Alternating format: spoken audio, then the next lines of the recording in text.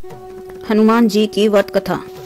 कृषि नगर में केशव दत्त ब्राह्मण अपनी पत्नी अंजलि के साथ रहता था, लेकिन केशव दत्त के घर में धन संपत्ति की कोई कमी नहीं थी। मगर नगर में सभी केशव दत्त का सम्मान करते थे, लेकिन केशव दत्त को कोई संतान नहीं थी। वह दिन रात इसी चिंता में लगा रहता था। दोनों पति पत्नी प्रतिदिन मंगलवार को हनुमान जी की पूजा करते थे और विधिवत मंगलवार का व्रत करते हुए कई वर्ष बीत गए। ब्राह्मण बहुत निराश हो गया, लेकिन उसने व्रत करना नहीं छोड़ा।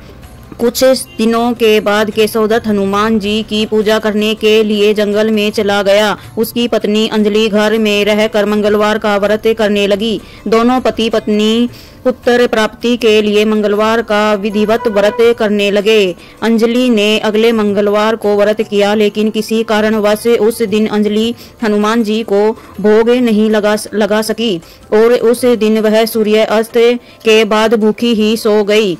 अगले मंगलवार को हनुमान जी को भोग लगाए बिना उसे भोजन नहीं करने का प्रण कर लिया। 6 दिन तक अंजलि भूखी प्यासी रही। 7वें दिन मंगलवार को अंजलि ने हनुमान जी की पूजा की, लेकिन तभी भूख प्यास के कारण अंजलि बेहोश हो गई। हनुमान जी ने उसे स्वप्न में दर्शन देते हुए कहा, उठो पुत्री, मैं तुम्हारी पूजा पाठ से बहुत प्रसन्न हूँ। तुम्हारे सुंदर और सुयोगी पुत्र होने का वर देता हूँ। यह कहकर हनुमान जी अंतर्धार्य हो गए। तत्काल अंजलि ने उठकर हनुमान जी को भोग लगाया और स्वयं भोजन किया। हनुमान जी की अनुकृपा से अंजलि ने एक सुंदर शिशु को जन्म दिया। मंगलवार को जन्म लेने के कारण उस बच्चे का नाम मंगल प्रसाद रखा गया। कुछ दिनों बाद अंजलि का पति केशव दत्त भी घर लौट आया। उसने मंगल को देखा तो अंजलि से पूछा, यह सुंदर बच्चा किसका है? अंजलि ने खुश होकर हनुमान जी के दर्शन देने के विषय में और पुत्र प्राप्ति होने के वरदान देने की सारी जानकारी अपने पति केशव दत्त के साथ साझा की। उसके पति के मन में यह बात कुछ हजम नहीं हुई। उसके मन में पता नहीं कैसे यह कुलसित विचार आ गया कि अंजलि ने उसके साथ विश्वासघात किया है। अपने पापों को छिपाने के लिए अंजलि झूठ बोल रही है। केशव दत्त ने उस बच्चे को मार डालने की योजना बनाई। एक दिन केशव दत्त स्नान करने के लिए कुएं पर गए।